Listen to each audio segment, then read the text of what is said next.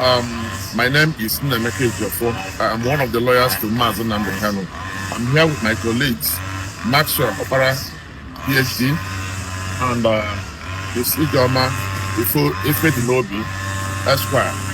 We just came out from visiting the State Security Service department of the FCT, and we have been informed by the Director of Operations that Nnamdi Kanu is no longer in their custody.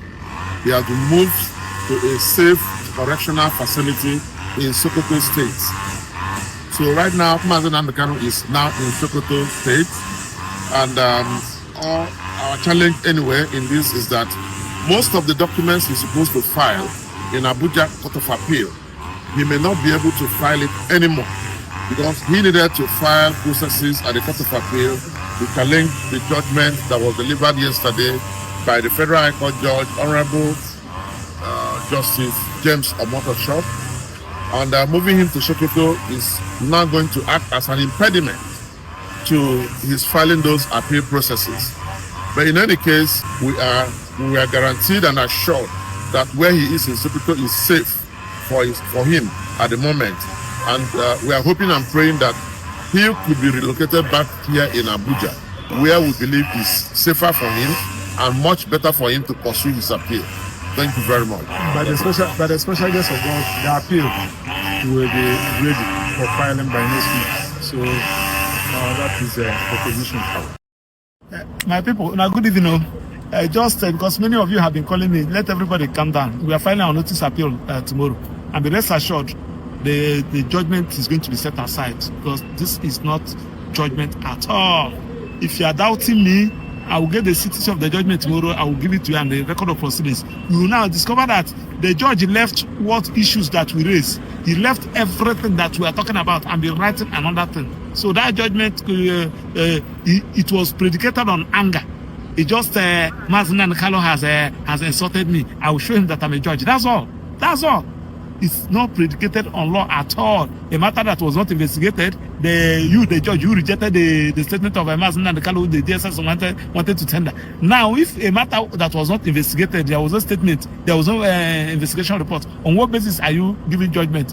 Issues of the whole Nnamdi Kanu race, you did not even address it. You are talking about Britain, British High Commission, bombing American Embassy. All those things doesn't make sense at all. We are finding our appeal tomorrow. We are going to set it aside. Let everybody calm down. Thank you. Nnamdi Kanu is a clear example. In 2022, Nigeria's Court of Appeal struck down the charges against him and ordered his release. The UN Working Group on Arbitrary Detention has also called for his unconditional release. Yet he remains in solitary confinement, in deteriorating health, and recently had to represent himself in court. Nigeria has signaled that the law is optional and targeting Christians is fair game. Just hours ago this morning, despite the pleas and cries of the Nigerian people and many Nigerian lawmakers, Nnamdi Kanu was convicted on all charges. For fiscal year 2025, the U.S. has requested nearly $8 billion for sub-Saharan Africa. But when Americans see political prisoners, judicial defiance, and the slaughter of Christians, they understandably ask as they meet their own struggles, why should our tax dollars support governments that refuse to protect their own people? Is our aid aiding a genocide? Nigeria is a nation of tremendous potential, but that potential is being choked out by violent persecution of its Christian population. No country can build a stable future where churches are burned, believers are killed, and communities live in fear. Show me the place I was thinking. Show me! Show me! Show me! Which law says you can try me and I'm written law? Show me, you cannot show me. I am a judge. You can't be a judge. You don't know law. You don't know law. Nonsense! Where is the family address? Where is it? Which law gave you the right to go to a family address? Which law gave you the right? Nonsense! And you go take your Chinese, and you want to take your face and try to do. You want to take your face. What are you doing? What are you doing here? What are you doing here? This is the idiot that attacked me. This is the fool that attacked me. That's the idiot that attacked me. That's the fool. Don't touch me, don't push me. I'm going, don't touch me. I'm warning you, don't touch me. I'm warning you, don't touch me. Don't touch me. Don't touch me. I said, don't touch me. Don't. Smart people. You don't know law. Show me where it says you can hold my right hand. Show me the law. Show me the law. Omotosho, show me the law. Not your law. You have nothing new. You're writing rubbish. Show me the law. Unaddressed. Affidavit. You said because I think there's not for them.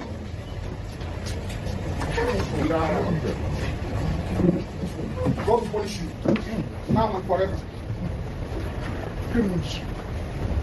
Any judgment, let it be on record. Any judgment given in this court is rubbish. Ask him where is the law. Ask Omotosho, where is the law? Where is the law? You look at a government that will engage terrorists, the original terrorists that have killed before, and they say that they are now repentant. I mean, terrorists that will come out in broad daylight and claim responsibility for deaths, and they say they have forgiven them. Now, to worsen the whole thing, they say they have rehabilitated them and poured them into the Nigerian military. And how can the insecurity stop? Now, Nnamdi Kanu, go and listen to all the broadcasts of Nnamdi Kanu from 2014 till now. Everything that young man said is happening now. It's like they have a pre-information of what is going to happen, and they were just giving it out. Now, what is the charges, the terrorism charges that are carrying out against Nnamdi Kanu? Kanu told people, number one, during the NSAS, when the militaries were shooting at people at a toll gate, he said, defend yourself. He is not the first person that has said something like that. So the terrorism, he is a terrorist because he said, people, if the militaries are shooting at you, find a way and defend yourself and kill them too. That is the basis of the terrorism.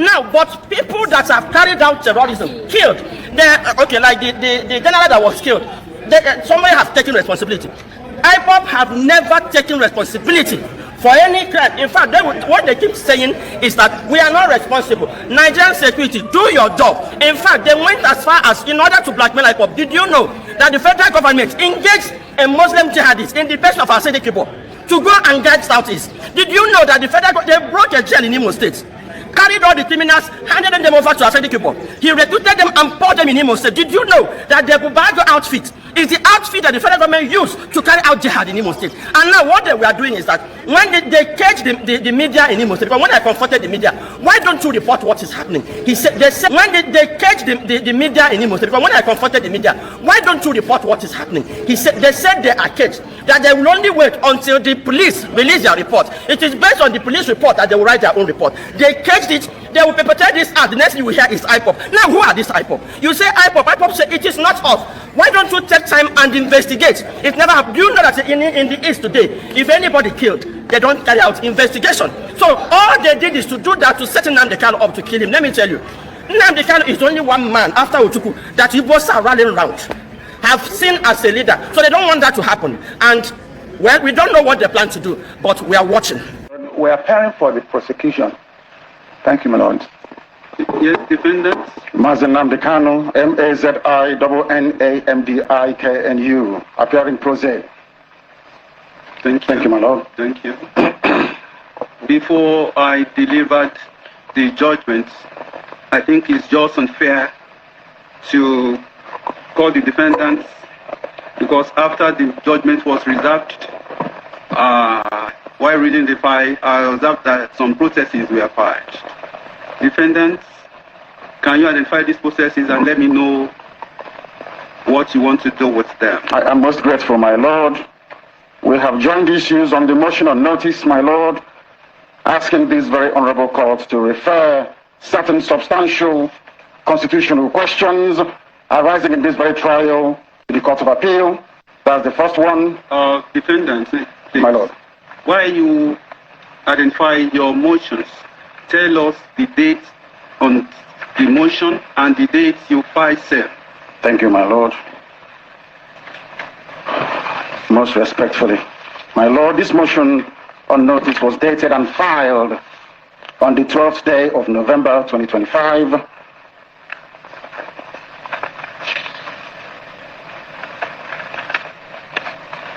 An order, my lord, praying this very honorable court to refer very, very substantial constitutional questions raised in this very trial to the Court of Appeal.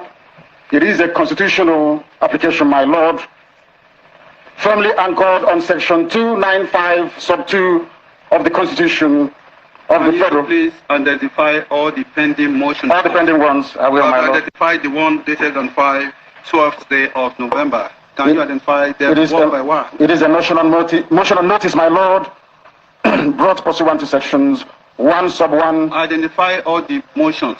That is exactly what I'm trying to do. Identified one. The next one is a notice of the defendant's commitment to file a final written address.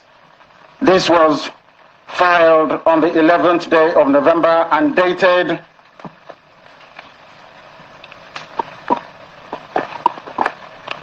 on the 11th day of November 2025. That is the second one, my lord. Dated 11th day of November 2025 and filed on the 11th day of November 2025, my lord. Those are the two applications before this very honorable court.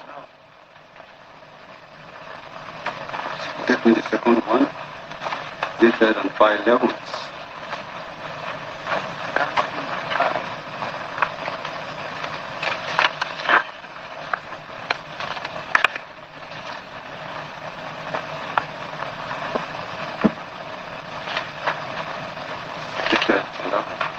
There is another one. I don't know whether you want to abandon that one. It was filed on the 17th November. That will be the motion to arrest judgment, my lord. It has to do with motion for bail. That is also there, my lord. I was hoping to identify them so that I know the number of motions I'm taking. Okay. You have identified two.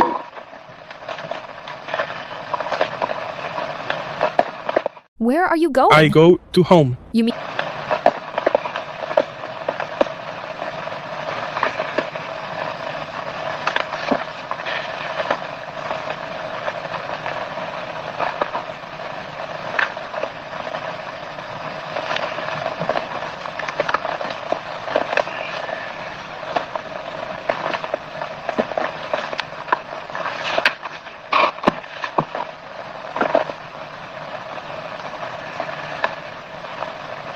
Yes, my lord.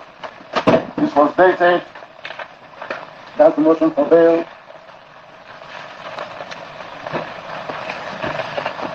Dated the 17th day of November 2025. Sorry. Dated the 25th, is it? Yes, 17th day of November and filed on the 17th day of November, my lord. Those are the three motions I wish to move.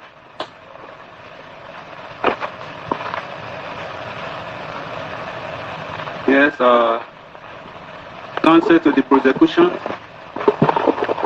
May please, Your Lordship, we filed a reply. Are you ready for those? Oh, I am ready to argue the applications. Thank you, my lord. Thank you. Thank you, sir. In interest of justice and in order to save judicial time, the three motions as identified by defendants are hereby consolidated for hearing. Defendants, can you proceed? Move those three motions. Thank you, my lord. I shall move the motion on bail last. Let me move the most critical ones first.